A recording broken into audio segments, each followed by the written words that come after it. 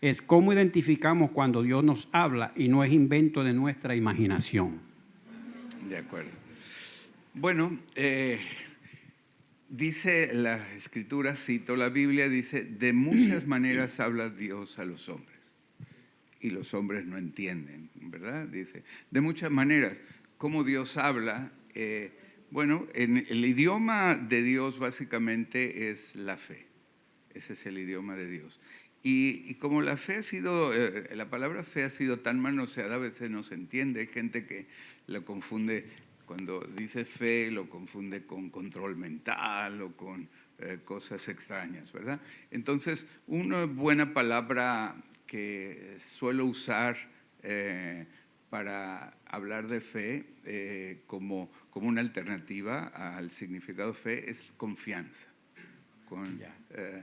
O sea, estamos llamados a confiar en Dios. Dicen que sin fe es imposible agradar a Dios, porque el que se acerca a Dios debe creer que le hay y que es galardonador de los que le buscan, dice, ¿no? Entonces, la confianza que Él está ahí, que no es una energía, que no es una doctrina, que no es una religión, es una persona con características diferentes a nosotros, porque Él, por ejemplo, pues es todopoderoso, es omnipotente, omnipresente, tiene muchas características que no tenemos, pero es una persona. Entonces, es ¿cómo puedes comunicarte con otra persona? Que su lenguaje es la fe, creyendo, ¿verdad? Creyendo. Entonces, hay muchas cosas a través de las cuales Dios se comunica, pero siempre en su idioma, que es la fe, la confianza, ¿no? Por ejemplo, dice que la creación da testimonio del Creador. Es una forma de decir, aquí estoy. No me ves porque tengo unas características diferentes, pero ves mi creación. Por ejemplo, si yo te dijera que este móvil se creó solo, ¿qué me dirías? No. ¿Por qué? Porque necesitó a alguien que lo planificara, hiciera pruebas y hasta que... ¿Conoces, lo has visto al que lo hizo? No. ¿Y entonces? La creación da testimonio del Creador, ¿verdad? O sea, por eso me maravilla a veces la fe que tienen los ateos. Fíjate, no dije la fe que tienen los ateos, porque creo que yo no tengo tanta fe como ellos, porque creer que esto se puede hacer solo se necesita más fe que para creer que lo hizo alguien. Y esto no es tan complejo como la creación. Entonces, la creación, estoy citando una escritura, la creación da testimonio del Creador. Entonces, esto es lo primero, ¿no? Si hay una creación, pues hay un creador. Y después es la primera forma en que nos habla. Ahí estoy, ¿quién hizo esto? ¿Se hizo solo? Y se hizo solo. Y vemos la naturaleza, vemos un cuerpo humano, vemos, bueno, la parte de la creación que quieras, ¿no? Y da testimonio del Creador. Es una forma de hablar Dios a los hombres, ¿no? A través de la confianza en que si hay un Creador, pues quiero conocerlo.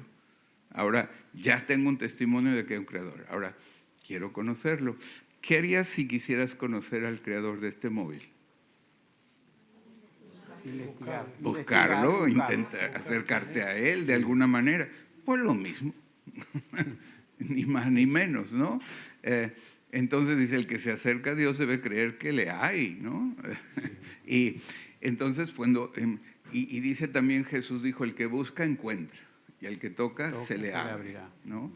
Entonces empezamos a buscar y entonces Él se va revelando y de muchas maneras habla Dios a los hombres, ¿no? A veces habla a través de señales concretas, ¿no? Esperamos y la gente da testimonio, cada uno podemos dar testimonio y decir, es que esto tiene que haber sido Dios el que lo hizo, porque no pudo pasar de otra manera.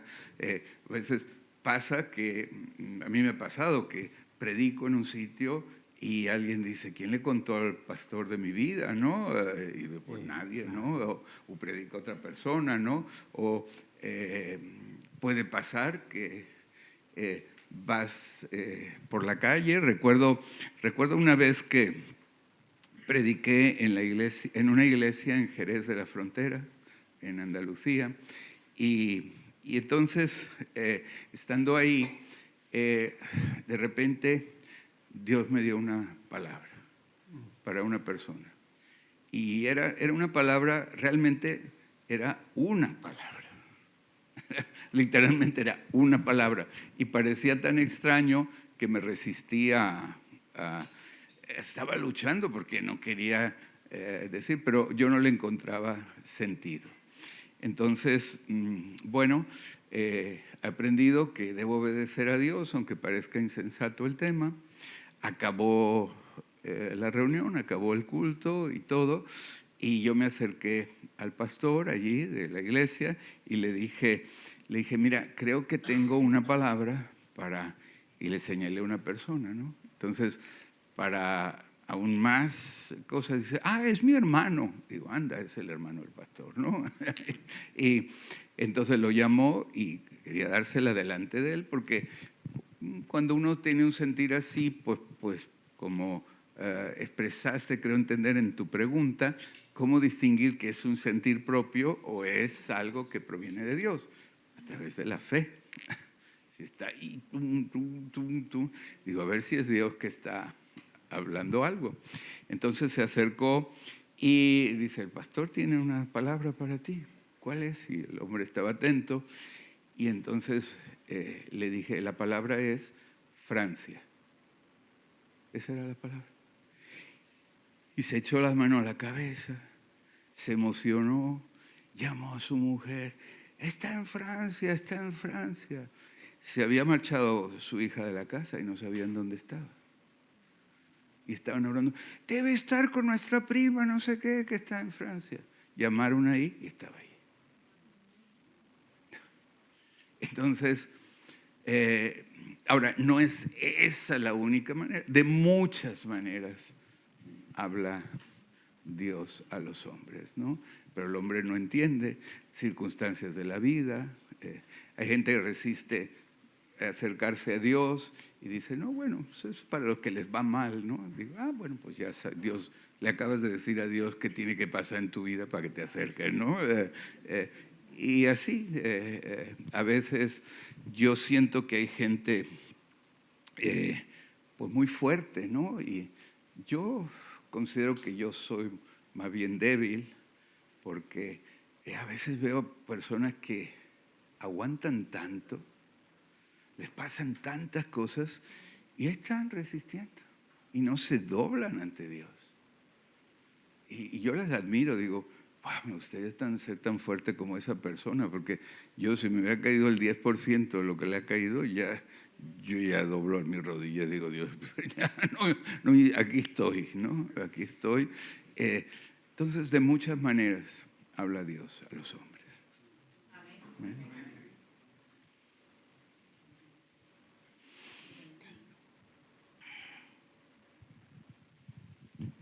Buenas tardes, pastor. Buenas tardes. Y con todos.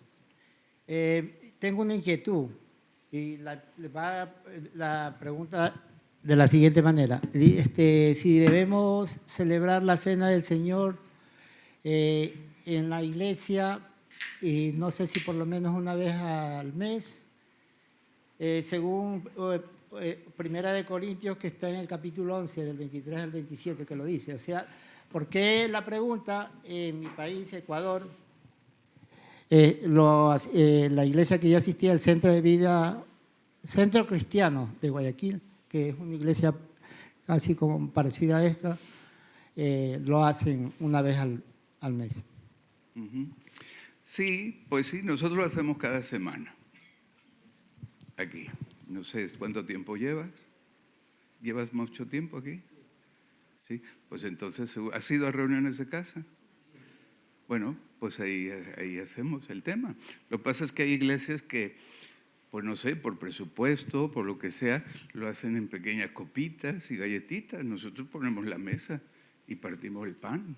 y compartimos los alimentos como lo hacía la primera iglesia. Entonces, no hay ninguna evidencia en la Biblia que diga que se ha de hacer con copitas o galletitas. El Señor Jesús mismo lo que dijo es, después de estar aproximadamente 3 años con sus discípulos, cada día desayunando, comiendo y cenando, la última vez antes de ir a la cruz, se sentó a la mesa, comió la Pascua, en la fiesta de la Pascua, y comieron cordero con hierbas amargas, pan y vino.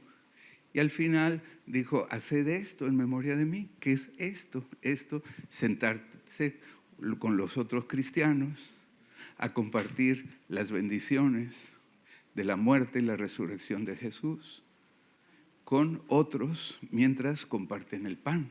Eso es lo que hicieron durante 3 años. Por ejemplo, Juan 10, 11, 12, 13, 14, 15, 16 y 17 todo eso está en una sola sentada a la mesa de Jesús. Todo lo que ahí pasó. Cuando entró a la casa del fariseo, se sentó a la mesa y ahí pasaron todas esas cosas. Ahora, dice que el que come y bebe sin discernir el cuerpo de Cristo, pues come y bebe para sí mismo. Y por eso hay muchos enfermos y debilitados entre vosotros y muchos duermen.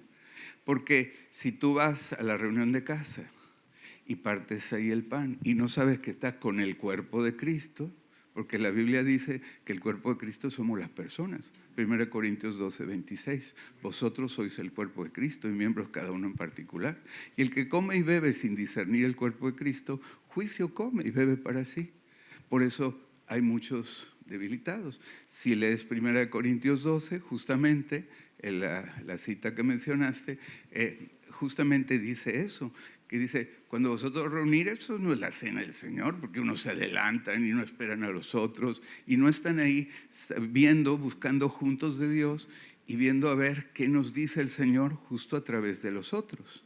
Porque la manifestación de los dones y de la palabra y la enseñanza del Señor puede venir en boca de otros. Entonces, yo he visto pues años y años, tengo unos 44 años de ser pastor, he predicado en muchas iglesias, tutti frutti de iglesias, más aparte de las nuestras. Y he visto esa celebración, ¿no? Todavía no lo acabo de entender, me parecen reminiscencias católicas, donde son personas que salen de la celebración católica y van avanzando en una dirección, pero no llegan a hacer lo que dice la Biblia. Y he visto pues cómo funciona. Alguien, como tú dijiste, una vez al mes, una vez cada semana, cuando cada iglesia lo pone, en el culto dominical o en un culto especial, pues suelen tener copitas pequeñas con galletitas, bueno, hay otros que tienen una copa grande y se la van pasando uno a otro, y todo, el tema también, eso he visto. Otros también, eso con un pan grande, todos lo hacen.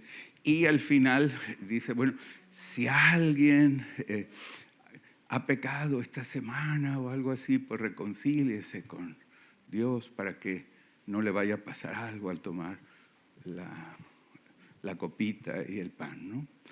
Entonces, eso ¿dónde está en la Biblia eso? Eso no está en la Biblia. Si está en la Biblia, pues lo tendríamos que hacer, pero no está en la Biblia.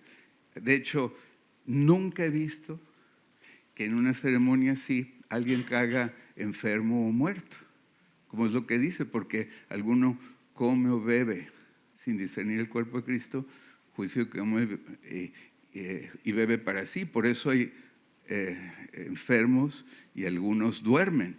Pero sí he visto que el que va a las reuniones de casa sin discernir al cuerpo de Cristo, que está con otros cristianos, que así como el Espíritu de Dios está en él o en ella, también está en los demás, y le pueden hablar y le pueden exhortar y le pueden decir.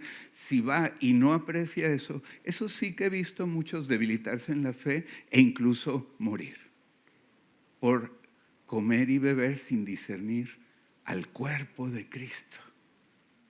Y la clave del tema es, ¿qué significa esto? Cuando Jesús dijo, haced esto en memoria mía. Y esto es comer y beber con tus amigos en la fe mientras hablas de las riquezas y las maravillas que Dios puede hacer en la vida unos de otros. Buenas tardes, pastor. Buenas tardes. Vale, yo llevo poquito tiempo aquí, ¿vale? Y mi pregunta es que de una amiga muy cercana de la cual está pasando muy mal, ¿vale? Acaba de fallecer su papá y ella tiene cáncer. Ella es muy creyente a Dios, ¿vale? Y ahora se encuentra que no cree ya en la fe, no cree en Dios, porque dice que Dios le ha quitado lo más valioso que tiene a su papá.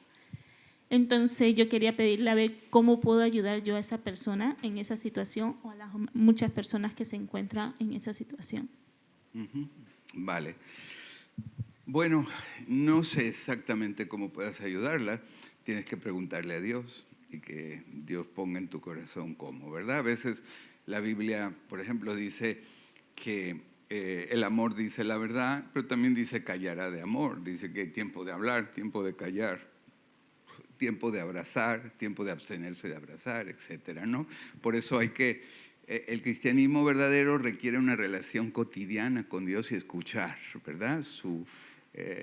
A veces pues hay que hablar con claridad, se necesita verdadero amor para hablar con una persona en lo que se considera hablar duramente.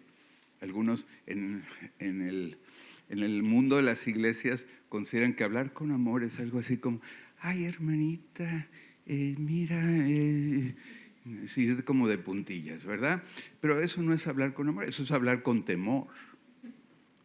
Por eso se hace todo eso. Hablar con amor es llenarte de una actitud de verdadero cariño hacia una persona y si es necesario decirle lo que nadie le diría, decírselo. Si es necesario callarse y simplemente acompañarle y abrazarle y esperar el momento, hacerlo. Es decir, estar dispuesto a depender de Dios, ¿verdad? Ahora, una persona que en las condiciones de lo que te entendí, que tú describes, es una persona que quiere tener un dominio de Dios. Quiere que Dios haga lo que Él quiere. Y este es el pecado original. Pecado original, que esa es la frase que Dios usa respecto al pecado original, no es como enseña la iglesia popular, que tiene algo alrededor del sexo, ¿no? El pecado original en realidad es querer ser Dios. Fue la tentación con la que se tentó a Eva y a Adán. Seréis como dioses. Y es realmente atractivo la tentación. ¿Quién no hemos caído en ella? Justamente por ello necesitamos un Salvador. Justamente por eso somos pecadores que necesitamos un Salvador. Querer ser Dios, aunque alguien puede decir, pues si yo nunca he pensado eso, yo nunca he dicho quiero ser Dios. Ah, ¿no? ¿No quieres que salgan las cosas como tú quieres? ¿Y te frustra que no salgan como tú quieres? Entonces, las personas le pertenecemos a Dios, somos criaturas, creación de Él y algunos hijos incluso de Él. Entonces, si le pertenecemos a Él, Él puede atraernos a Él cuando Él quiera. Unos días antes de salir de México en este viaje, una persona de nuestra iglesia tenía programado el nacimiento de su hijo y el día anterior a la cita que tenía programada para el nacimiento murió su hijo, todavía sin dar a luz. Entonces, pues es duro. Personas fieles en la iglesia, personas que aman a Dios con todo. Pero el tema es que ese niño le pertenece a sus padres o le pertenece a Dios.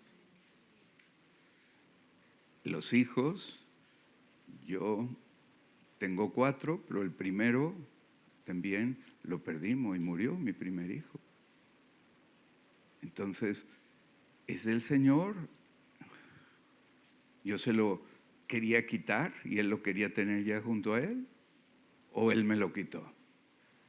Y la respuesta que des a esa pregunta te deja con un sentido de despojo o con un sentido de suspiro, de nostalgia, quizá de tristeza, con ganas de conocerlo, pero algún día lo conoceré allí, ¿verdad? Y bueno, y después siguieron otros 3, que ahí están, ¿verdad? Entonces, bueno, decía mi madre, decía, lo malo de Dios es que se cree Dios. Es decir, hace lo que quiere. Y así yo recuerdo que así le decíamos de chicos cuando uno del grupo se ponía medio dominante y autoritario, decíamos, ¿te crees Dios o qué, verdad? Porque quería, pero Dios se cree Dios. Entonces, Él hace lo que Él quiere.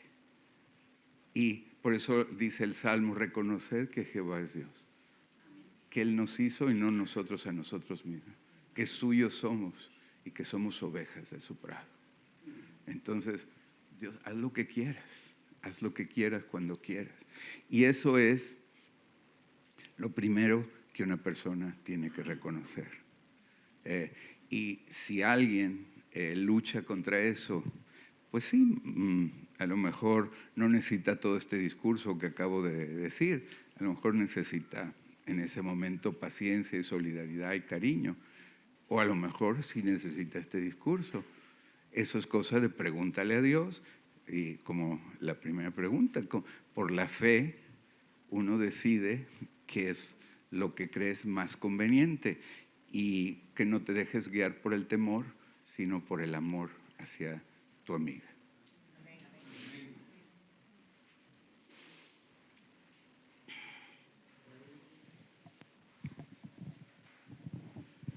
Buenas tardes. Buenas tardes. Pastor, un placer. Quería, ya que contó una pequeña parte de la historia de la pérdida de su hijo, yo quería preguntar, traía esa pregunta, ¿qué pasaje bíblico inspiró su fe, no? En la experiencia más dura que haya vivido hasta el momento? Perdón, otra vez te ¿Qué perdí. pasaje bíblico inspiró su fe Ajá. en la experiencia más dura que haya vivido en su momento, o sea, hasta este momento? Y si puede contar esa experiencia. Sí. Bueno, pues eso fue una experiencia dura. Parece que uno de repente le pasa la factura al Señor y dice, Dios, mira todo lo que he hecho por ti y mira lo que me pasa, ¿no? Como si pudiéramos comprar a través de nuestro servicio a Dios y a los demás el favor de Dios, ¿no? Porque la contestación a eso que acabo de decir es, pues perezca Luis, perezca tú y tu dinero porque piensas que puedes comprar de alguna manera la gracia o el favor de Dios, ¿no? Entonces, bueno, pues reconocer el señorío de Cristo es algo que se conjuga en presente continuo, que es decir, que hay que continuar, ¿no? ¿Tú te acuerdas de uno de los pasajes más famosos de la Biblia? ¿Le puedes dar el micrófono, por favor? ¿Tu nombre es? A Luis. Me tocayo. Ahí está el micrófono. ¿Te acuerdas de uno de los pasajes más conocidos de la Biblia, que es Juan 3:16? Sí, claro. ¿Me puedes ayudar? Porque de tal manera amó Dios al mundo que ha dado su Hijo unigénito, para que todo aquel que en Él cree no se pierda, mas tenga vida eterna. Ok, lo dijiste exactamente como está. La mayoría de las veces, cuando hago este ejercicio, la gente cambia cree por crea. Sí. Para que todo aquel que en Él crea. Y crea es como una conjugación de verbo de que alguna vez creyó. Pero cree es el presente continuo, se mantiene creyendo, ¿no? Y significa que si permanecieres en Cristo, Él lo dijo a sí mismo, si permaneciereis en mí, dijo Él, y mi palabra en vosotros, seréis verdaderamente mis discípulos. El tema es creer, seguir creyendo e interpretar en todo momento, aún el más difícil que puedas tener, pues interpretar que estás bajo el amparo del Altísimo. Y el más difícil, los momentos más difíciles tienen que ver con lo que menos quieres que pase en tu vida. Ese es mi testimonio. Lo último que quisiera que pasara en mi vida, porque si yo fuera Dios, yo no lo haría así. Pero ahí viene el tema de decir, no eres Dios, Dios es Dios. Y Dios usa dos tipos de acontecimientos en nuestras vidas para forjarnos en una verdadera vida cristiana. Los acontecimientos que nos hacen sentir muy especiales, que una oración contestada, un milagro recibido, una cosa asombrosa que pasa a nuestro favor y que coincide con lo que deseábamos, nos hacen sentir especiales, amados y muy cercanos a Dios. Y eso es la mitad de lo que Dios quiere. La otra mitad es las cosas que no salen como queremos, que salen incluso exactamente como no quisiéramos, es la que nos hacen sentir pequeños, humildes y quebrantados. Y esa es la otra mitad del cristianismo. Y se completa el cristianismo cuando una persona se siente amada, se siente querida, se siente que tiene acceso a Dios, pero a la vez se siente pequeño, humilde e impotente. Amén.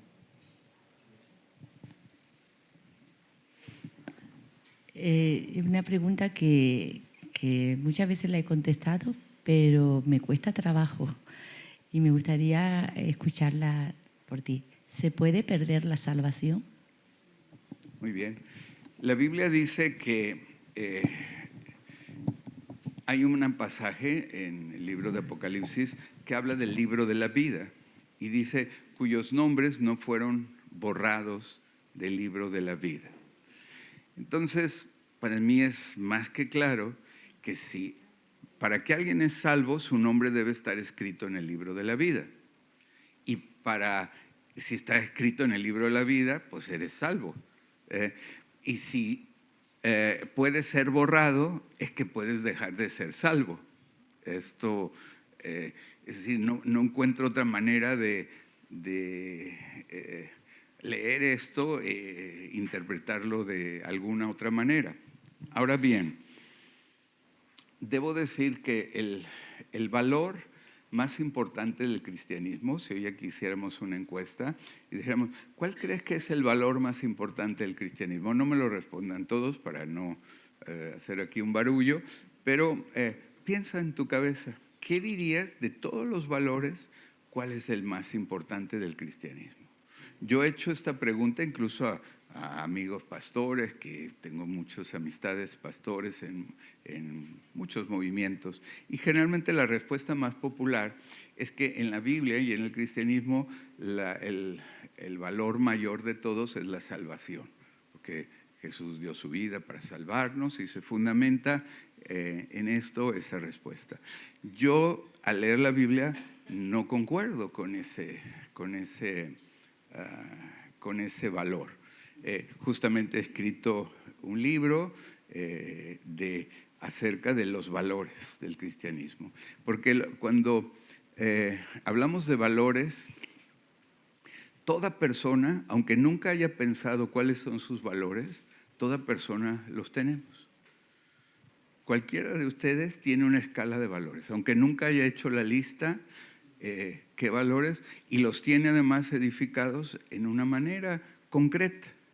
Y la mayoría de las personas, su escala de valores se mueve continuamente. Es decir, un día es más importante un valor y al otro día cambia la situación y ya no es tan importante el valor.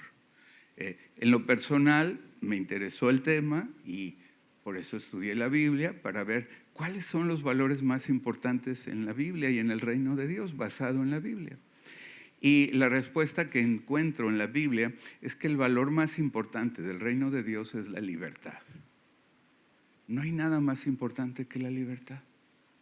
Si la salvación fuera más importante que la libertad, pues no existiría el infierno, porque seríamos salvos.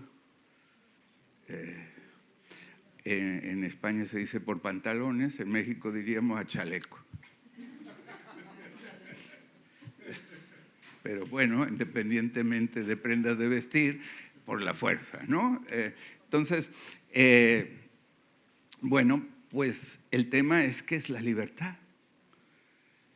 Por esto existe el infierno, porque el infierno no es un lugar en el cual Dios arroja a las personas, es un lugar que está creado por Dios para que las personas que no desean estar con Él tengan un espacio, porque no quiere forzarlos a estar con Él. Entonces, una de las características de Dios es que es omnipresente. Significa que tiene la capacidad de estar en todos los lugares. Algunas personas en las iglesias, quizás una cantidad asombrosa y muy numerosa de personas, interpretan omnipresencia como que Dios está en todas partes. Eso no es así. Dios no está en todas partes, aunque tendría la capacidad de hacerlo. Pero Él se autolimita porque hay otra característica de Dios, que es la soberanía. Y la soberanía pues le dicta a su capacidad de estar en todas partes que no desea estar en aquel lugar que una persona no quiere que esté. Por eso es que hay que invitarlo a estar con nosotros. Entonces, Dios no va a forzar a nadie. Nosotros en nuestras relaciones a veces queremos forzar la relación con alguien y queremos imponer nuestro punto de vista, o notamos que otro quiere imponer su punto de vista. Eso en el reino de Dios no es así. Dios dice, hay libertad. Dice la Biblia, donde está el Espíritu de Dios, hay libertad. Hay libertad. Entonces, como producto de la libertad está la decisión de una persona. Y una persona desea estar con Dios. Si realmente desea, Él pone sus normas. Es decir, bueno, pues quizá no es muy diferente a lo que cualquiera de nosotros haríamos. Diríamos, si, por ejemplo, si tú has formado un hogar, o tú eres soltero o soltera y un día vas a formar un hogar, tienes que pensar en esto que estoy hablando, decir, bueno, con la otra persona que te juntes o te juntaste, ¿qué vas a hacer? Se tienen que poner de acuerdo en cómo vivir.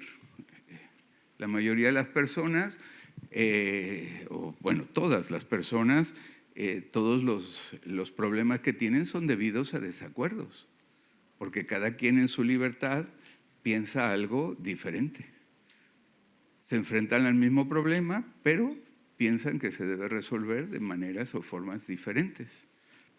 Bueno, pues Dios se cree Dios. Entonces, desde la libertad, Él nos dice, aquí estoy, estas son las reglas, ¿quieres estar conmigo ahora, desde ahora y toda la eternidad? Bueno, pues entonces interésate en conocer cómo me gusta vivir. Bueno, estoy parafraseando o estoy intentando expresar con palabras una convicción y un sentir que encuentro respaldado en la Escritura. Entonces, desde la libertad, Dios te invita. Dice que los que servimos a Dios, nos dice que como embajadores en el nombre de Cristo, os rogamos, reconciliaos con Dios. O sea, reconciliarte con Dios es un ruego de parte de Dios, decir, deja de vivir bajo tus reglas, acepta las reglas de Dios. Y que sepas que Dios te ama, que es mejor su punto de vista que el tuyo, que te va mejor la idea de Él que tu propia idea. Lo que pasa es que tienes temor, te falta fe o confianza en Él para pensar que si dejas de hacer lo que tú crees que está bien hacer o en lo que tú confías, deja de confiar en eso. Dice que es bienaventurado el hombre que no se apoya en su propia prudencia, sino que la ley del Señor medita y reflexiona de día y noche. Y dice, confío en Él, quiero estar con Él. En la mayoría de mis mensajes yo menciono la frase, haz sentir a Dios cómodo en tu vida, hazlo sentir cómodo. Si tú amas a alguien y lo invitas a tu casa, intentas, aunque sea por un par de horas o 3, de hacerlo sentir cómodo. ¿Qué prefieres? ¿Está muy fuerte el aire? ¿Lo bajo? Intentas ser amable. Amable significa que es fácil amarte. Claro, ¿quieres saber quién es Andrés? Vive con él un mes, ¿verdad? Eso es otra cosa, ¿verdad? Bueno, eso no está en la Biblia, pero eso es real, ¿verdad? Entonces, claro, entonces te das cuenta cómo cada quien usamos nuestra libertad para resolver cosas. Y el tema de caminar juntos, 2 personas, en este caso, bajo tu pregunta, es Dios una persona y cada cual de nosotros otra persona, significan ponernos de acuerdo. Y cada vez que nos ponemos de acuerdo, cada vez que encontramos una diferencia, Dios es tu creador y te pide que cambies de lo que crees a lo que Él dice. No estás convencido totalmente, Dios te dice, ¿no quieres sopa? Pues toma 2 platos, ¿verdad? Si te parece fuerte eso, te lo pongo en lenguaje bíblico. ¿Quieres carne? Pues no un día, ni 2, ni una semana, ni un mes, sino hasta que te salga por las narices. Para que es un acto de amor de parte de Dios para decir, ¿quieres tu propio consejo por encima del mío? Quiero que veas qué pasa cuando te empeñas en tu propio consejo. Y te da libertad. ¿Qué es perder la salvación? Yo no creo que haya personas que realmente quieren estar con Dios que la pierdan. Porque es como las relaciones que tenemos. Si realmente, mi esposa y yo, el año pasado cumplimos 40 años de casado. Dentro de poco cumplimos 41 años de casados. Entonces, si realmente quiero estar junto a ella, no tanto me importa uno de sus fallos, me importa cómo nos vamos a poner de acuerdo. Porque solo ella tiene fallos. No es verdad. No es verdad, ¿no? Bueno, es para bajar un poquito la... Pero tenemos que ponernos de acuerdo. Pero si queremos estar juntos, acabamos poniéndonos de acuerdo. Porque nos amamos y queremos estar juntos. Eso es así con Dios. Y cuando alguien realmente quiere estar con Dios, yo no creo que, aunque falle en algo, Dios lo vaya a dejar ahí en el arcén de la carretera tirado, ¿no? Si realmente quiere. Y también no creo que alguien que evidentemente sabe lo que quiere Dios y no le da gusto, no creo que realmente quiera estar con Él. La libertad es el primer valor de la Biblia. Y bajo este término tenemos que, todo lo que tengamos duda, tenemos que verlo a la luz de la libertad. Cuando metemos la libertad por medio, entendemos mejor la relación con Dios y también las relaciones unos con otros. ¿Por qué tengo que imponerle algo a alguien? ¿O por qué Dios... Él no quiere imponernos algo, quiere convencernos que es mejor su idea. ¿Cuántos creen que es mejor su idea? ¿De veras? Pues muéstralo en tu relación con Él, no te estés peleando con Él, no estés forcejeando con Él. Y lo pone así la Biblia, aquellos que decían, nosotros somos hijos de Abraham, como diciendo... Y en Mateo 25, ¿no? Los fariseos, nosotros somos el pueblo de Dios, somos hijos de Abraham. Decía amablemente el Señor, lleno de amor, decía, vosotros sois de vuestro padre el diablo, porque los deseos del diablo queréis hacer, querían matarlo, es decir, él es homicida desde el principio, ¿verdad? O sea, no basta con decir, quiero estar con el Señor. No basta con decir, yo amo a mi esposa, ¿no? No basta con que tú digas, yo amo a mi esposa, que tú lo digas. Quiere decir que seas amable, que la trates como vaso más frágil, porque si no, Dios no oye tus oraciones. Eso es lo que dice la Biblia. Bueno, la mía, no sé si tú ya quitaste esa parte o no, ¿verdad? Pero eso dice. Pero eso es fácil si usas tu libertad para decir, es que quiero hacerlo. Cuando Jesús iba al acto más difícil de su vida, dijo, Padre, pase de mí esta copa. Veía todo lo que estaba por venir. Padre, pase de mí esta copa, pero no se haga mi voluntad, sino la tuya. Y entonces sudó gotas de sangre, estaba angustiado, diciendo, hay que ver, ¿no? Bueno, no dice la Biblia que dijo hay que ver, pero bueno, es una forma de decirlo. Pero de ahí oró y se levantó y dijo, nadie me quita mi vida, yo la pongo. O sea, un acto de libertad. Entonces, creo que todo el que quiera estar verdaderamente con el Señor, hasta donde le dé su entendimiento, va a hacer lo que Dios le pide. Y si se equivoca, rectificará. Y Dios no es un Dios que nos va a desechar porque tengamos errores o fallos, sino porque realmente queremos estar con Él y estamos dispuestos a hacer lo que sea necesario.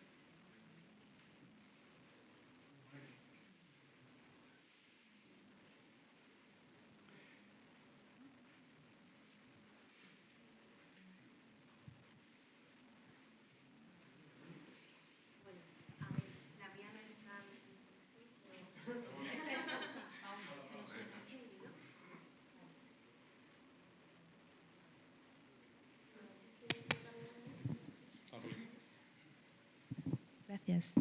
Vale. A ver, mi pregunta es porque el otro día se comentó en la reunión de adolescentes y me creó duda. Yo pensaba que la tenía bien afirmada, pero no.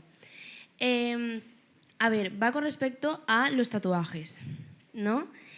En la Biblia pone que no te debes tatuar porque es en adoración a otros dioses, ¿no? Pero claro, hay cristianos en los que no se apoyan en ese versículo y se hacen tatuajes pensando que, bueno, como está en el Antiguo Testamento y se hacía en el contexto de, pues en ese tiempo se hacían adoración a otros dioses, etcétera, pues ahora ya no significa eso, lo hago, ¿no? Entonces, mi duda pues es, nosotros como iglesia o como doctrina o como cristianos, pues ¿qué es lo correcto? ¿Hacerlo, no hacerlo? Buena pregunta. ¿Verdad que dijimos que el primer valor que la Biblia lleva, ¿cuál es? ¿Estás aquí? Oh, sí, okay. La libertad. Entonces, mi respuesta tengo que contestarla a la luz de ese valor, la libertad. Yo soy el que administro mi propio cuerpo, pero no administro el cuerpo de los demás. Entonces, el tatuaje, por ejemplo, en mi época, cuando yo era joven, era pues solamente lo podíamos ver en gente que había estado en la cárcel o en marineros o sí, esa es la verdad, ¿no? Entonces no era como muy en macarras, ¿no? Como que no era muy bien visto, ¿no? Como alguien que se pone un tatuaje, pero era porque el tipo de personas que solían usarlo, ¿no? Ahora, si tú vas a lugares o zonas donde hay muchas pandillas, también ahora es como una forma de reconocer, incluso no solo que eres pandillero, sino a qué pandilla, según el tatuaje, el tipo de tatuaje que tienes. Entonces, hay un condicionamiento que tiene el tatuaje. Sin embargo, no hay un mandamiento concreto que diga esto, que diga que no debemos hacerlo. Hoy en día, las modas, veo también que ahora hay un montón de gente que se tatúa, ¿no? Y que hace, perdón, como moda, sí. Entonces, ¿se puede proyectar un pasaje? ¿Sí? Allí, ¿sí? ¿Hay alguien? Sí. Creemos en la Biblia todavía, ¿verdad? Y todo eso, ¿no? Sí.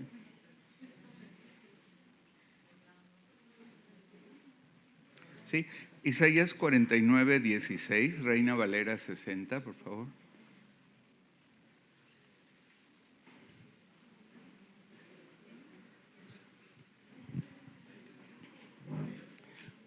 Isaías 49, 16.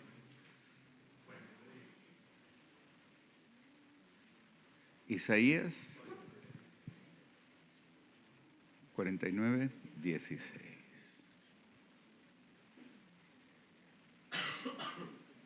¿La Biblia? ¿Sí? Sí, Reina Valera 60. ¿Sí?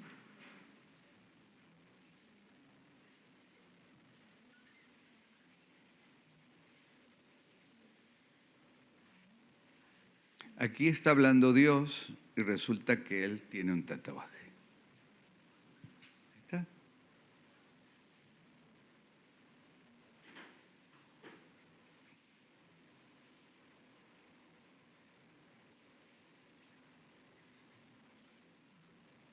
Si en la iglesia no permitimos tatuajes imponiéndolo, Él no puede entrar en la iglesia. Yo no tengo tatuaje. Yo desanimado a mis hijos que se tatúen. Desanimo a cualquiera en la iglesia que se tatúe. Pero respeto la libertad de otro de hacer algo necio con su cuerpo.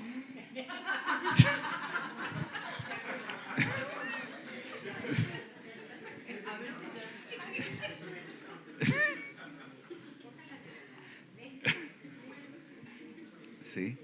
Y es cierto, ¿no? Vemos que pueblos idólatras y ajeno al pueblo de Dios, pues se tatuaban, pero ahora resulta que Dios nos tiene tatuados en las palmas de sus manos, ¿no? Y usa esta expresión, ya sea que literalmente sea así o sea una expresión, pero que no usaría si hubiera un mandamiento que prohibiera los tatuajes, ¿no? Entonces, bueno, yo quiero prohibir solamente lo que la Biblia prohíba.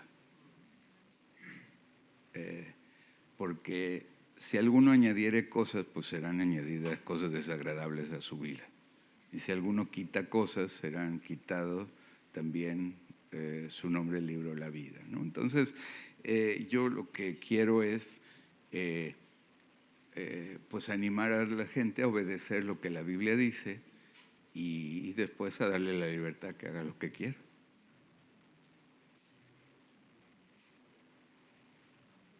¿Sí?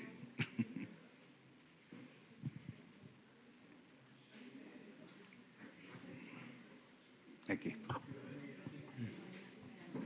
Hola, pastor, buenas tardes. Buenas tardes. Pastor, lo escuchaba en una predicación. A ver, todos aquí, por favor.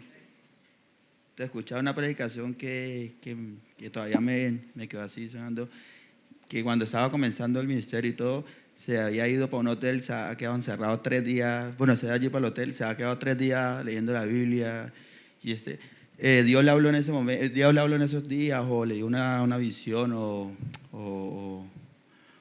te por medio de la Biblia, o la leíste solo porque tenía ganas, obvio, tenía ganas de buscarlo, ¿no? Pero fuiste a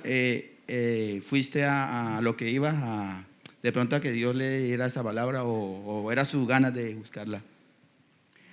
Bueno, te voy a contar con gusto, ¿no? Es algo personal, pero te lo voy a contar.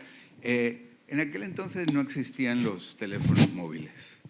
Entonces la idea de ir a un hotel es para escaparme de que nadie supiera ni dónde estaba, ¿no? Escaparme, estaba soltero, no estaba casado aún, ¿verdad? Estaba soltero. Yo fui algunos años pastor soltero.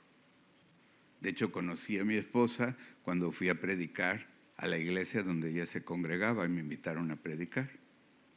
Y cuando estábamos ahí, ella participaba en la alabanza. Y cuando estábamos ahí, bueno, pues yo la vi y al finalizar el culto le dije al pastor de ahí, que era mi amigo, pastor de esa congregación, le dije, oye, ¿habría alguna manera de arreglar una comida con la familia de esa chica? Hoy.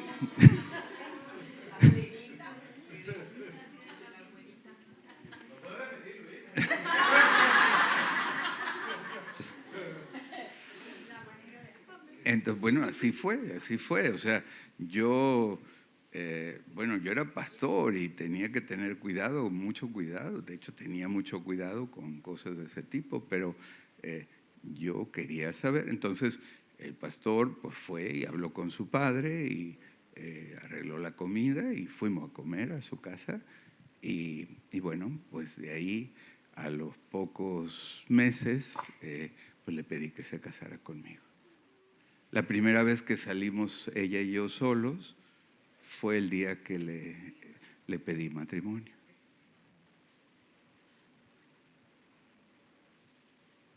Entonces ella como, es que pobre me rogaba tanto todo el tiempo. No es verdad, no es verdad. No es verdad, pero así fue, ¿no? Bueno, ¿y qué me preguntaste? Ya se me olvidó.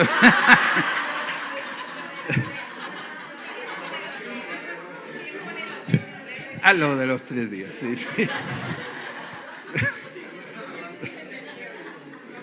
Perdona, es que Dios me ama, pero lo bruto no se me quita todavía.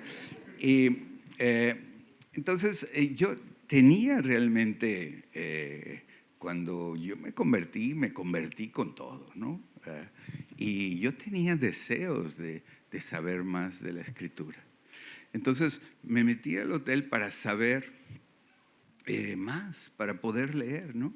Y no pensé voy a estar 3 días ni nada, pensé voy a meterme ahí para poder leer. Entonces, una habitación, me metí y empecé a leer en Mateo. Y entonces, ¿qué es lo que sucedía? El tipo de vida que yo llevaba respecto a lo que yo iba leyendo, pues iba leyendo y paraba y decía, caray, si esto es así, yo estoy mal. Y entonces paraba, cerraba y decía, Dios, perdóname, ayúdame, quiero hacer lo que tú quieras. Y seguía leyendo y paraba y paré un montón de veces. O sea, al final hoy veo que fue como un retiro espiritual, pero no me propuse eso. Leí todo Mateo hasta Apocalipsis y tardé 3 días porque lo hacía de esa manera. Me paraba y oraba y Dios ayúdame, perdóname, ¿no? Los que hacen esto se irán al infierno. Bueno, no hay ningún versículo así exactamente, pero bueno, eso entendía. Entonces, no, Señor, yo no quiero esto, ¿no? Bueno, esto y esto. Y fue un retiro espiritual. Y yo salí de ahí pues renovado. No sabía que iba a estar 3 días. No, la meta no eran 3 días, 2 días, 1 día, 4 días, 5 días. Es que tardé 3 días en hacer esto, ¿no? De repente pues ahí orando y leyendo me quedaba dormido y hasta que me despertaba y seguía en lo mismo, ¿no? Entonces realmente salí pues sintiéndome muy diferente. Yo recomiendo altamente este ejercicio, ¿no? Sin móviles y sin nada, ¿verdad? Ahí métete con Dios. Y hablando por ahí había una pregunta, ¿cómo te habla Dios? Si te metes así, te va a hablar muchas cosas, un montón de cosas. Y el tema es la capacidad o la disposición que usando tu libertad, desde tu libertad, tú decidas volverte a lo que te ordena la Biblia. ¿Sí? ¿Contesté tu pregunta? Sí. Ok. ¿Alguien más? Sí, aquí, por favor, ahí atrás.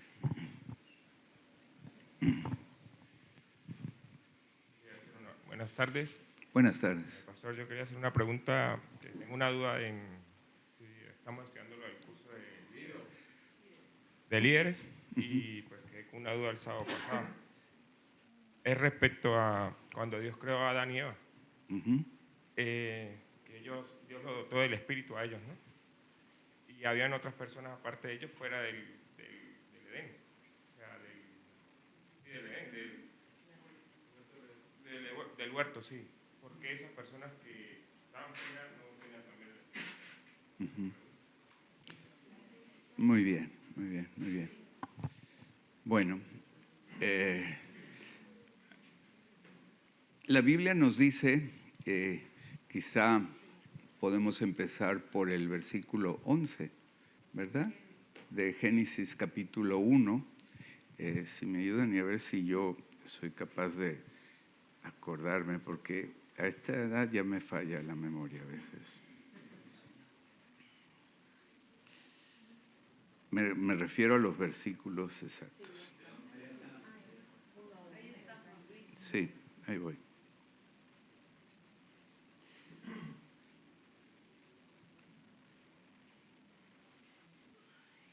Claro, es que tengo el modo avión aquí. Bueno, lo vamos a poner ahí. Génesis 11, dice ahí en la Escritura, dice, después dijo Dios, produzca la tierra hierba verde, hierba que dé semilla y árbol de fruto, que dé fruto según su género, que su semilla esté en él, sobre la tierra, y fue así. ¿Cuál fue la orden de Dios? Que la tierra produjera. ¿Qué dice el 12, por favor? Produjo, ¿quién produjo ahí según el verso 2? La tierra. Entonces, esto es lo que nos dice justamente la teoría de la evolución, confirma exactamente lo que dice la Biblia. La teoría de la evolución dice que los primeros vegetales los produjo la tierra, como lo dice la Biblia. Claro, los produjo por la orden de Dios. Si no, o sea, hoy en día podemos hacer la prueba, deja tierra un montón de tiempo y si lo aíslas perfectamente, no hay manera que ahí salga nada. Pero con la orden de Dios, produjo la tierra hierba verde.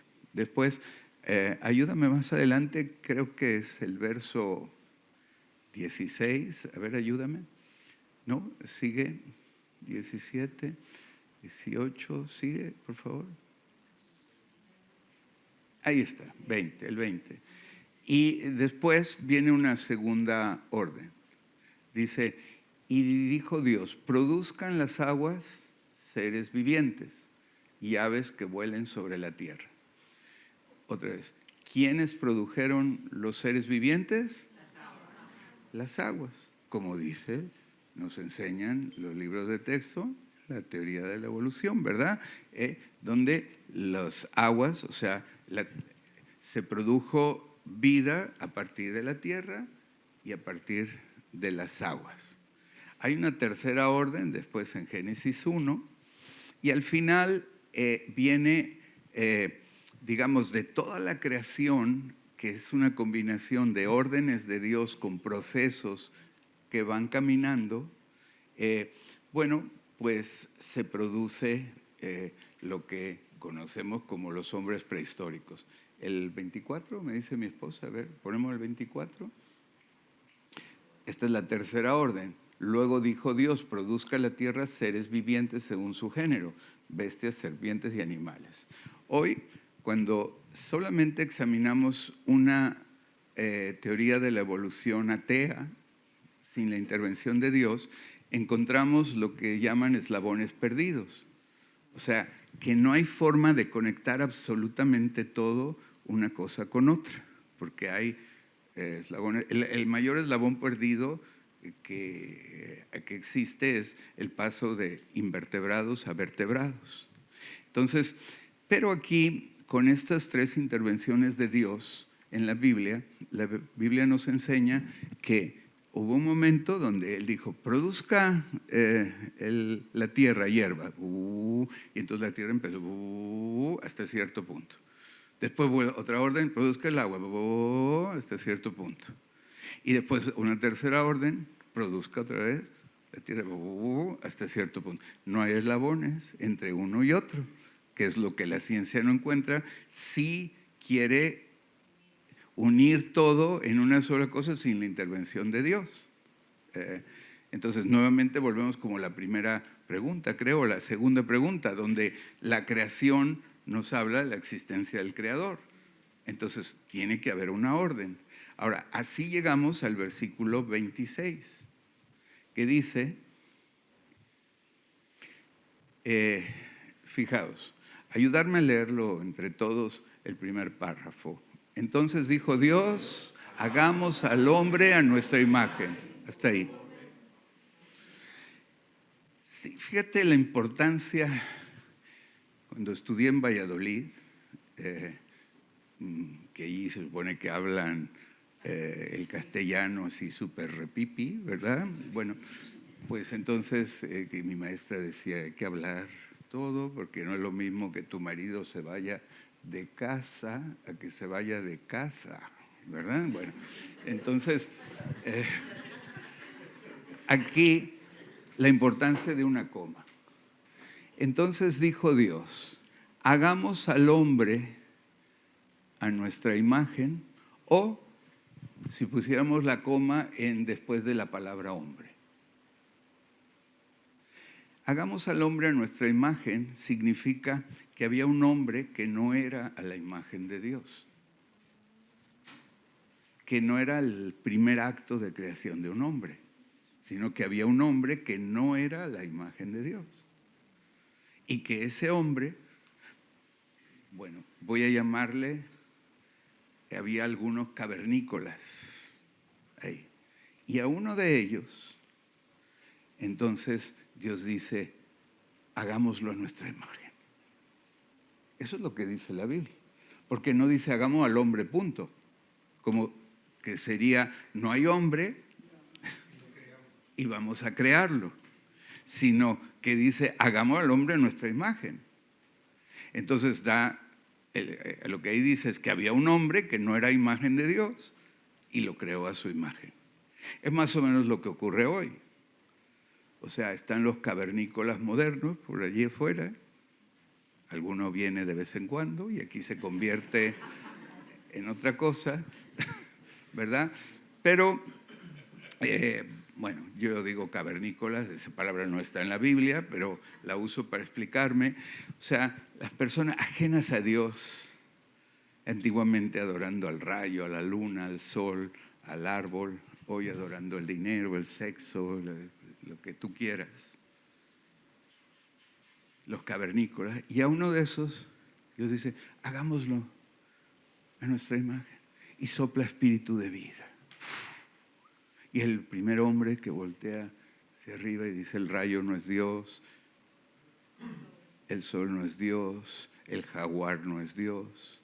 Hay un Dios que hizo el rayo, el sol y el jaguar. Así como hoy, exactamente, porque Jesucristo es el mismo ayer, hoy y por los siglos. Y exactamente como estábamos nosotros, antes de los 3 días del hotel. Ahí, ¿verdad? Adorando quién sabe cuántas cosas. Y, o sea, sopla espíritu de vida. Y entonces, como dice el Salmo, Dios es el que levanta mi cabeza y dejo de ver las cosas terrenales, como dice también la Escritura, mirar las cosas de arriba y no las de la tierra, ¿verdad? Y esto es una gracia de parte de Dios que recibimos, porque nadie puede llamar a Jesús Señor si no le es dado por el Espíritu Santo.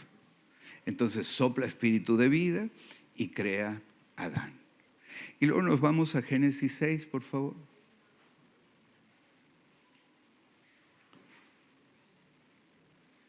Génesis 6. 6, a partir del 1, sí.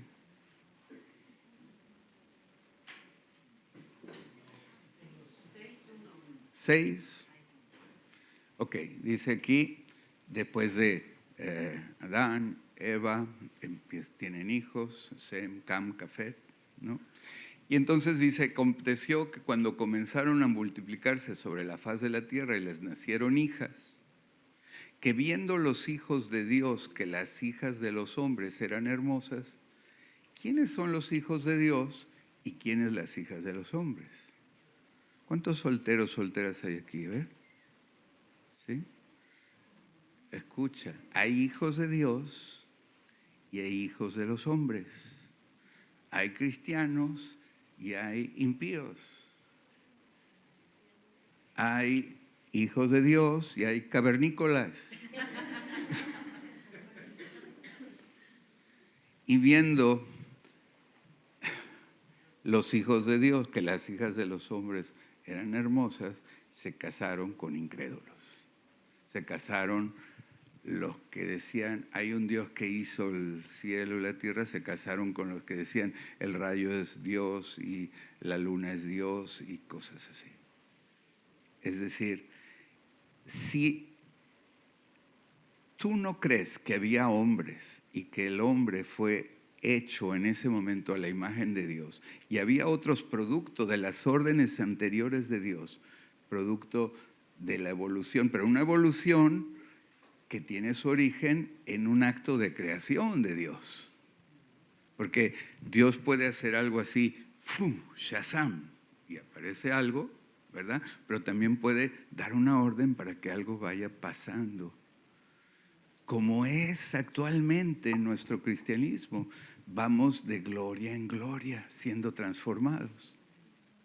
Se abren procesos y eso es lo que yo creo que sucedió en Génesis. O sea, se abrió un proceso que llegó y había entonces, pues, no sé cuántos, había cavernícolas, quiero llamarle, mujeres y hombres, y a uno de estos fue el que tomó y sopló espíritu de vida y fue Adán. A partir de ahí, después de la descendencia de él, vieron que las cavernícolas estaban guays.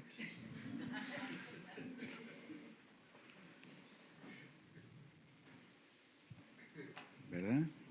En México no se dice guay, se dice padre. ¿Verdad? Pero bueno, aquí estamos en España, ¿verdad? Y bueno, pues esto es lo que sucedió. ¿Y qué me preguntaste?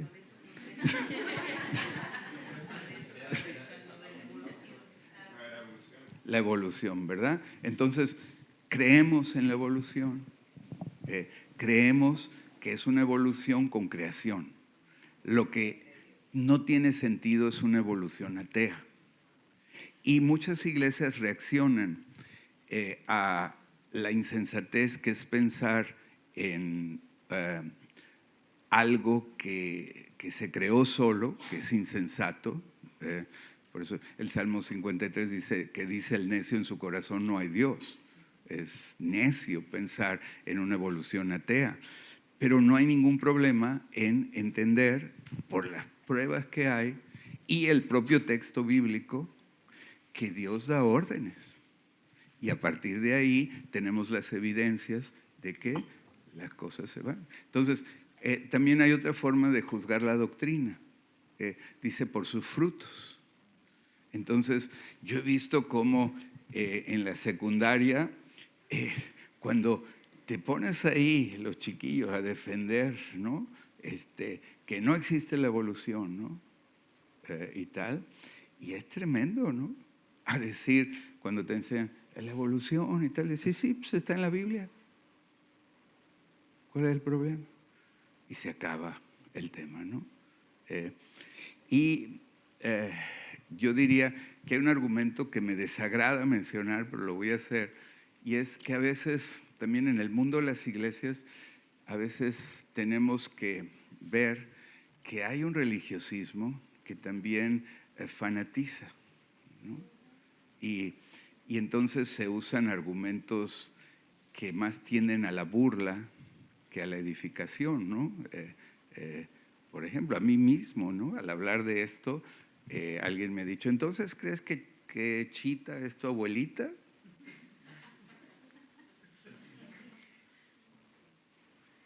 Eso no lo debe hacer un cristiano. O sea, porque además, después de todo, estas son conclusiones, y estoy hablando de las conclusiones que saco basado en la Escritura y basado en lo que veo. Pero al final de todo, habría que haber estado ahí, ¿no? Para decir, sé que esto ocurrió. Y yo lo que sí sé es que por el fruto que trae enseñar, creer y enseñar esto, nos quita problemas de encima, glorifica a Dios y, digamos, quita obstáculos para que la gente se acerque a Cristo, ¿verdad? Otra cosa que se hace en el mundo de la iglesia es denostar y criticar a Darwin. Y Darwin, los padres de Darwin eran misioneros. Darwin era cristiano. Y El origen de las especies es un libro. ¿Cuántos han leído El origen de las especies aquí? Nadie. Todavía no conozco, sí conozco bastantes pastores que critican la evolución y a Darwin y al origen de las especies. Todavía no conozco a alguno de ellos que ha leído El origen de las especies, que es el libro de Darwin. Entonces, lo que el Darwin dice es que en unas islas en Sudamérica que están al lado de Ecuador, allí, bueno, pues allí son como islotes. No he estado allí, nada más saco conclusiones de lo que leo. Son como islotes diferentes y allí había la misma especie en un islote, por ejemplo, que es bañado por el agua, sube la marea y es bañado por el agua, y al lado hay otro islote que no, que queda siempre seco. Entonces él observó, por ejemplo, que había tortugas en el islote que entraba el agua, que tenían la concha que lleva la tortuga, tenían con una pequeña hendidura porque levantaban la cabeza cuando venía el agua y tenían que respirar. Y en la que no entraba el agua, no tenían esa hendidura porque no era necesario. En El origen de las especies hizo observaciones el plasma, observaciones de este tipo. Entonces, él dice, hay posibilidades de cambio. Las especies se adaptan a su medio. Hay una selección natural, ¿no? Por eso vemos aquí que recibimos mucho turismo en esta zona, ¿no? Y todo hacia el sur. Vemos que la gente que viene de Noruega, de Suecia, de Dinamarca, de por ahí, pues son grandotes y muy blancos. Pues porque allí hay poco sol y sus antepasados eran súper violentos. Entonces a los más pequeños los mataban. Tampoco se necesita ser un genio, ¿verdad? Y entonces ¿no? Selección natural. ¿Vale? Sí, adelante un micrófono por aquí.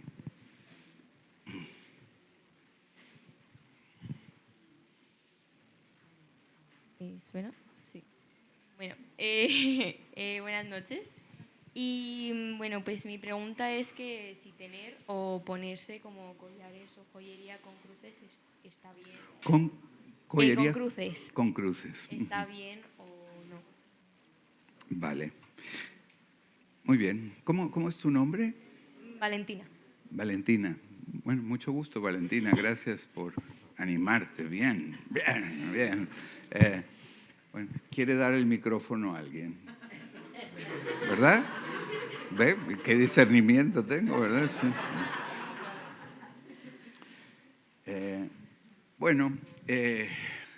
Joyería. La Biblia nos dice que, pues un exceso de joyería no es adecuado. Nos recomienda a las mujeres, bueno, él recomienda a las mujeres no hacerlo un exceso de joyería, ¿verdad? Y anima a que su adorno sea su actitud más que, o sea, como un adorno interior que repercute en la actitud de las mujeres en vez de un adorno externo. Ahora, como decimos en México, decimos, ¿qué tanto es tantito? ¿No? Como alguno dice, tantito menos, tantito más, ¿y qué tanto es tantito? ¿No? Entonces, una de las costumbres que tienen algunos colegas pastores de otras iglesias es que ellos se animan a decir cómo deben ir vestidas las mujeres en sus iglesias. Y yo creo que eso es un abuso pastoral.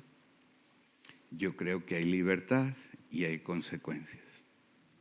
Entonces, cada quien es libre y cada quien va a recibir las consecuencias del uso de su libertad. Por eso la palabra responsabilidad va unida a la palabra libertad.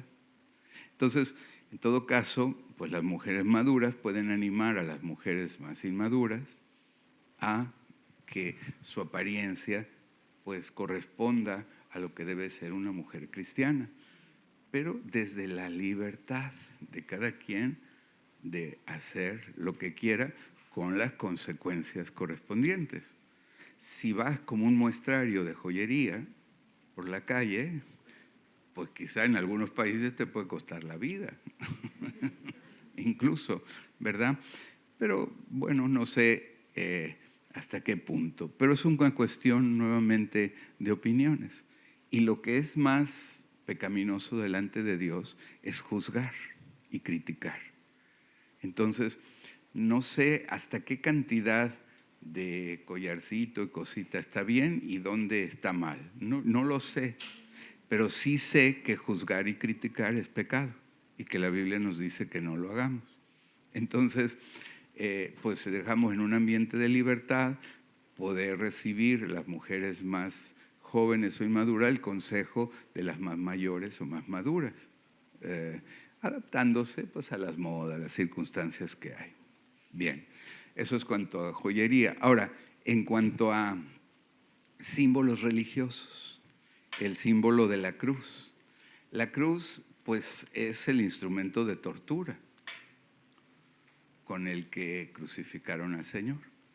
Entonces, llevar un símbolo de tortura, yo creo que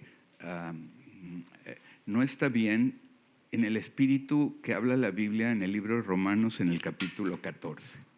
Es decir, allí hay una recomendación respecto a lo sacrificado a los ídolos, en el capítulo 14 de Romanos.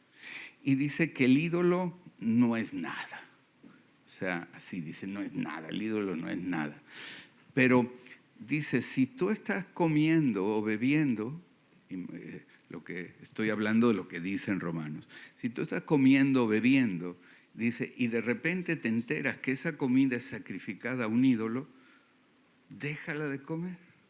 Dice, no por causa tuya ni de Dios, porque el ídolo no es nada, sino por causa de los demás que no son cristianos. Porque si ellos te ven en una comida sacrificada a los ídolos y después te ve predicando contra los ídolos, entonces pierdes coherencia y autoridad. Entonces no pasa nada por hacerlo en sí mismo, pero sí por el testimonio que puedes dar. ¿Sí? ¿Se entiende? Entonces lo mismo pasa con la joyería religiosa, ¿no? Si decimos a las personas que la idolatría está mal, que hacer imágenes, ¿verdad? ¿Cuál es el primer mandamiento? ¿Tú te acuerdas?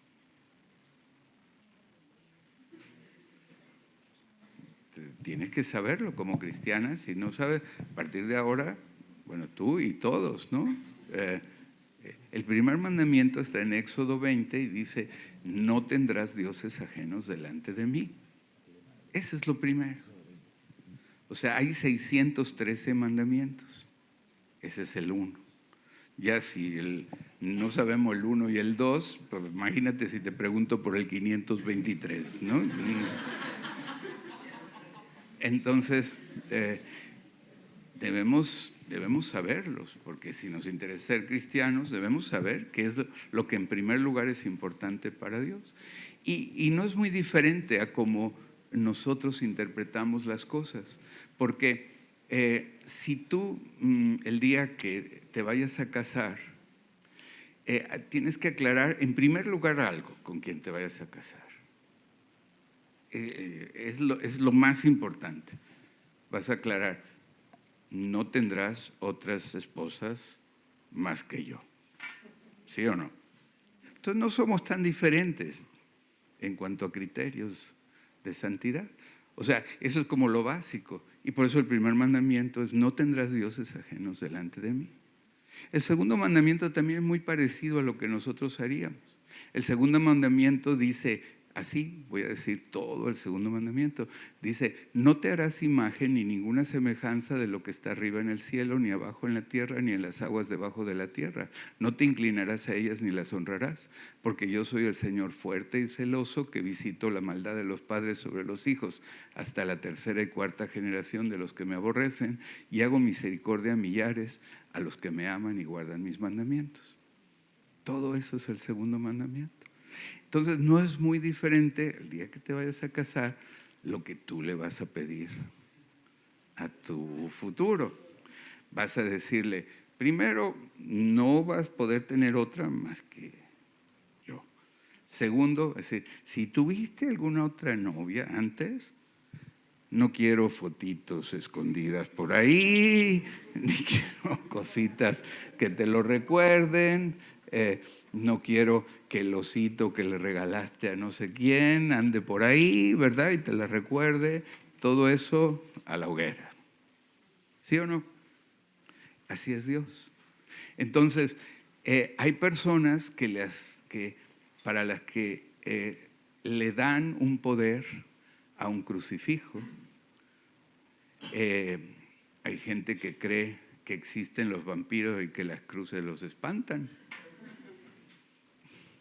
¿Verdad? ¿Verdad? ¿Qué sabías eso por las películas? ¿Verdad? Okay.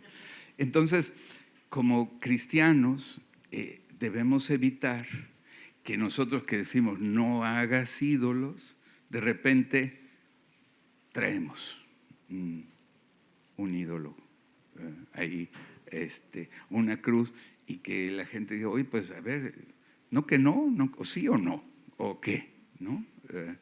Luego, por otro lado, imagínate que Jesús no hubiera venido en aquel tiempo, que hubiera venido en los tiempos del oeste americano.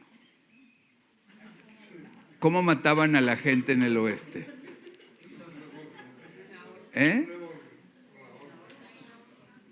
No, los ahorcaban, ¿no?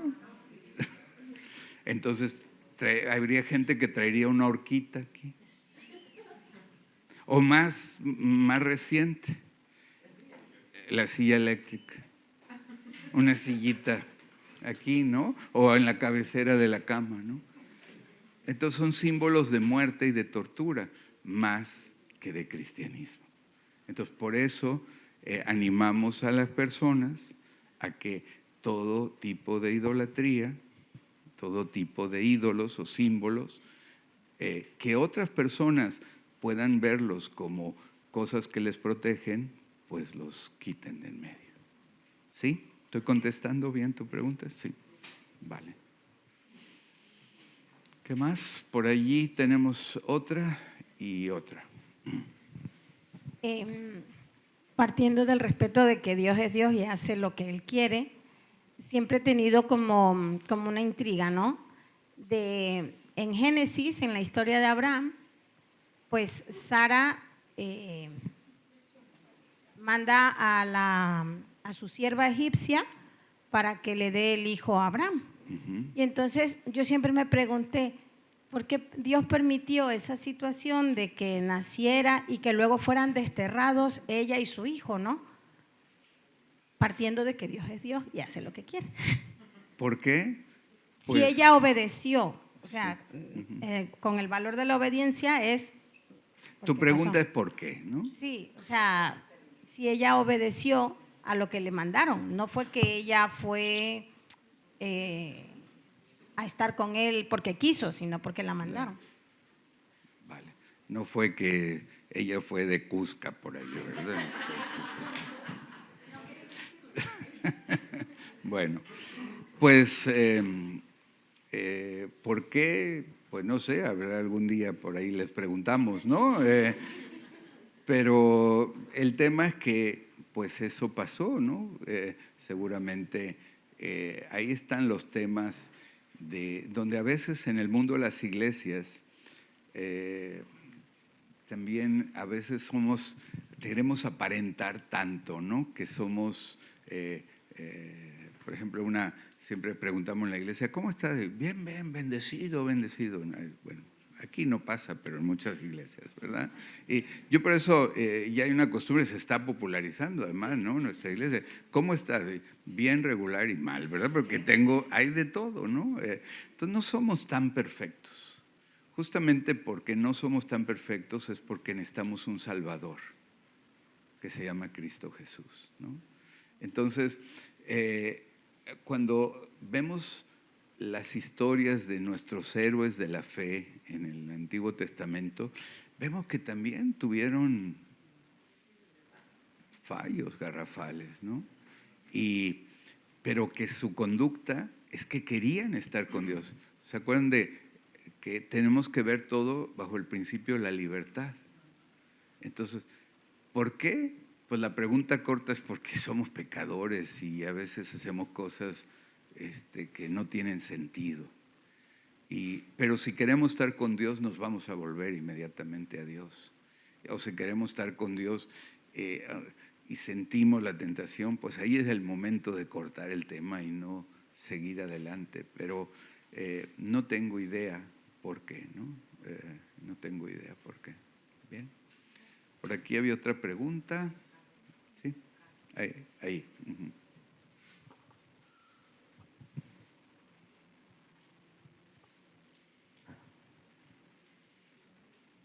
Yo quería preguntar que si los llamados de cada pastor son diferentes o solo están enfocados en enseñar. Otra vez, por favor, no te entendí. Que si, en plan, el llamado de cada pastor de las iglesias es diferente o solo están como enfocados a enseñar a las personas. La Biblia dice, según Efesios 4:11, que los ministerios están dados por Dios con el propósito de equipar a los santos. Usa la palabra perfeccionar o equipar a los santos. O sea, el propósito de que haya ministerios son 5, ¿no? Ministerios: apóstoles, profetas, evangelistas, pastores y maestros. Estos 5 ministerios, su propósito es ayudar a equipar a los santos para que los santos hagan la obra del ministerio. Vemos algunas iglesias que no se cumple eso. Vemos que el que está al frente es el que quiere hacer toda la obra del ministerio y no hay equipamiento para las personas que se congregan. En una iglesia que sigue lo que dice la Biblia, los pastores debemos equipar. Se les llama pastores porque entre todos pastoreamos, aunque tengamos ministerios diferentes. Pero pastoreamos los pastores para equipar a los santos, para que los santos, o sea, los cristianos, sean los que hagan la obra del ministerio, los que vayan y sean cristianos allí donde les tocó estar y allí predican. Tú, por ejemplo, ¿qué haces? ¿Laboralmente o estudias o qué haces? Estudias. Bueno, pues el propósito en la iglesia es ayudarte, darte herramientas, darte equipación para que tú puedas llevar el testimonio de Dios allí en donde estás, con las personas alrededor. Entonces, y así sucesivamente con cada persona en la iglesia. Una iglesia equipadora, ¿no? Una iglesia que siempre me gusta poner dos imágenes, 2 figuras. Una es como, imagínense una pista de patinar donde de estas que hay ¿cómo se llama aquí cuando vienen profesionales y hay un show de patinaje fantástico? Bueno, imagínate en las Olimpiadas, por ejemplo, ¿no? Un show de patinaje, ¿no? Entonces, ¿cuántas personas hay en la pista de patinar? Pues una, o si es de parejas, dos, ¿verdad? Nada más, no hay nadie más metido en la pista. ¿Y las gradas cómo están? Llenas, ¿no?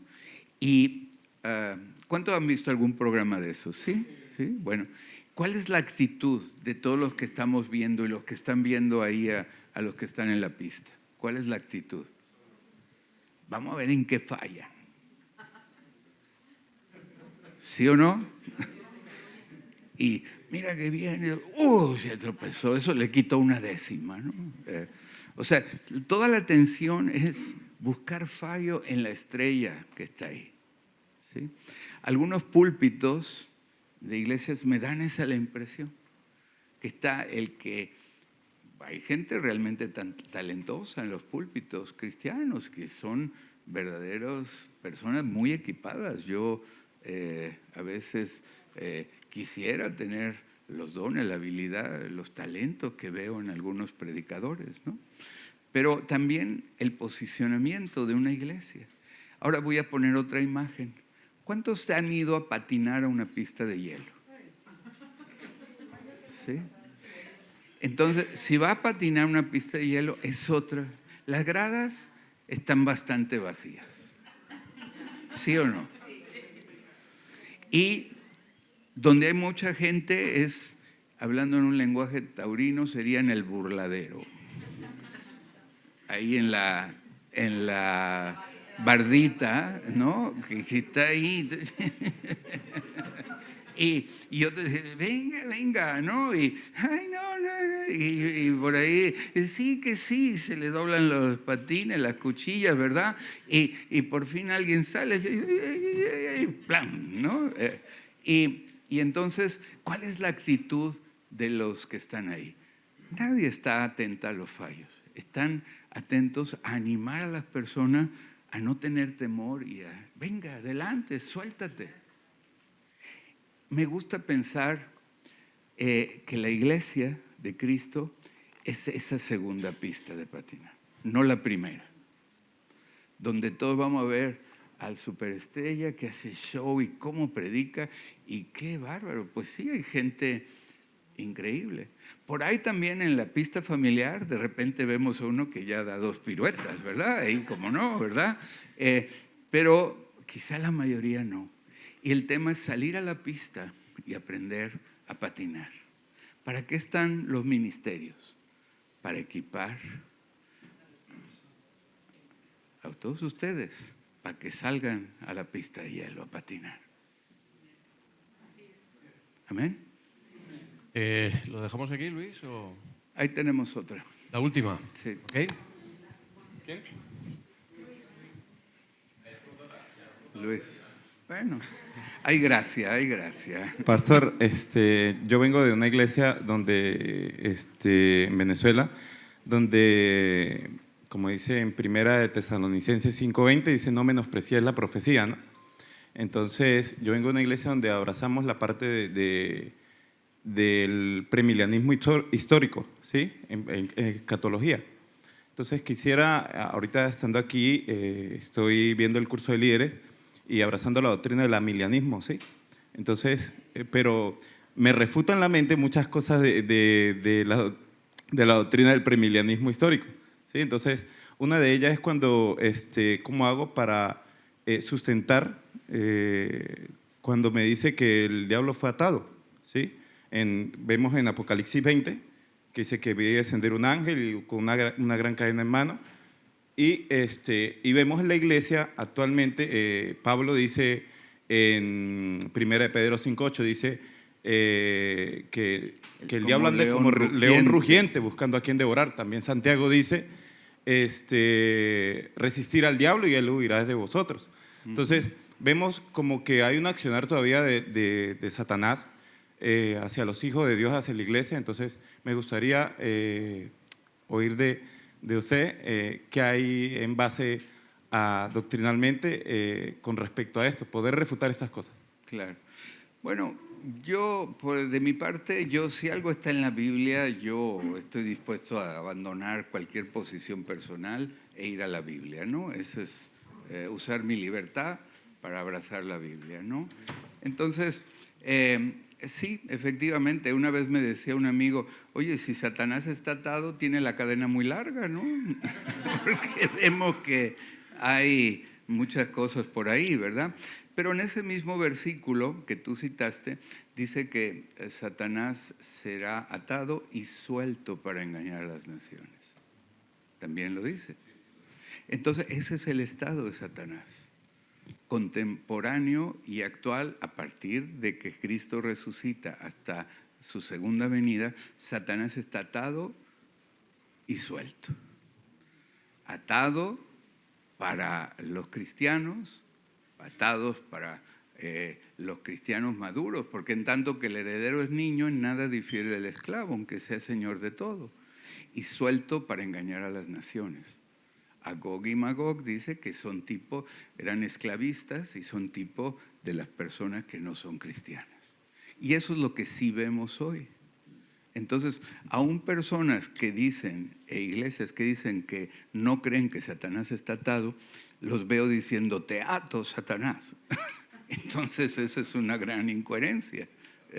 Entonces, vamos a leer algún versículo. ¿Me ayudas poniendo Colosenses 1:13, por favor?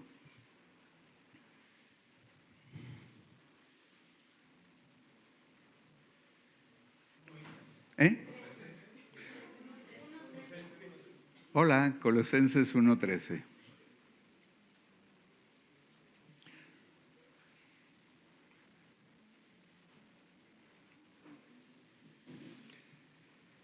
Hablando, el versículo anterior habla de Jesucristo y dice, el cual nos librará de las tinieblas. ¿O qué dice ahí? Amigo.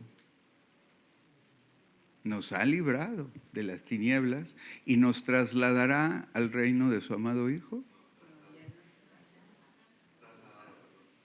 Entonces, ¿dónde estamos? Estamos nuevamente bajo el gobierno de Dios o bajo el gobierno del maligno. Son dos estados coexistentes. Tú puedes estar en tu silla bajo el gobierno de Dios y el de al lado, no hay nadie al lado, ¿verdad? Para no meterme. Estar bajo el gobierno de las tinieblas, porque es un posicionamiento espiritual, de acuerdo a la confianza que tú tengas en Cristo y a lo gusto y amable que tú has hecho sentir al Espíritu Santo en tu vida. Entonces estás ahí. Por favor, ¿me ayudas proyectando Efesios capítulo 2, verso 6?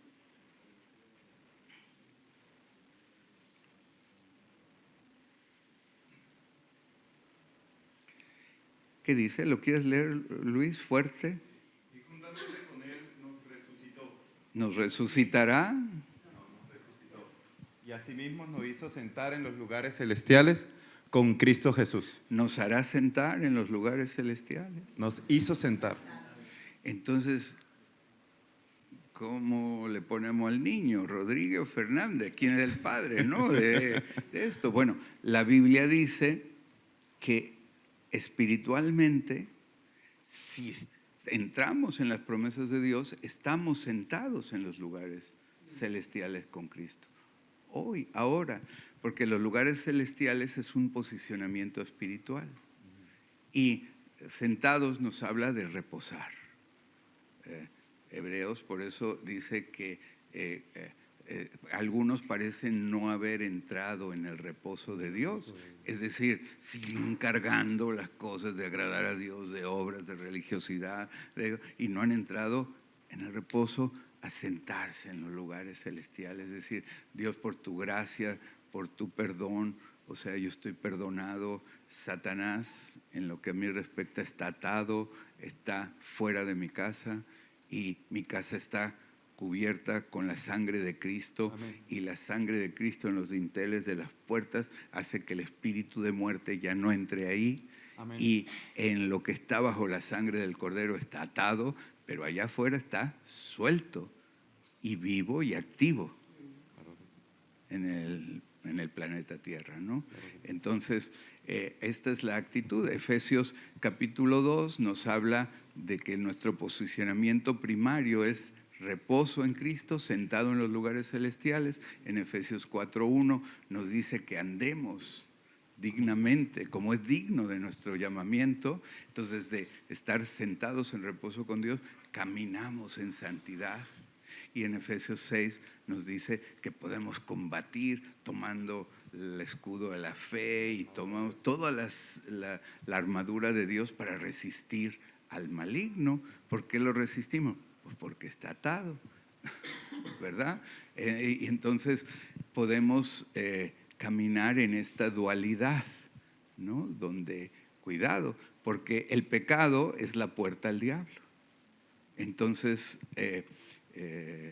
la única manera en que el demonio puede entrar en la vida de alguien es a través del pecado, ¿no? Por ejemplo, aún con el gadareno, allí en el relato del Evangelio, dice que había el gadareno. Si hay un endemoniado en la Biblia, el top es el gadareno, ¿no?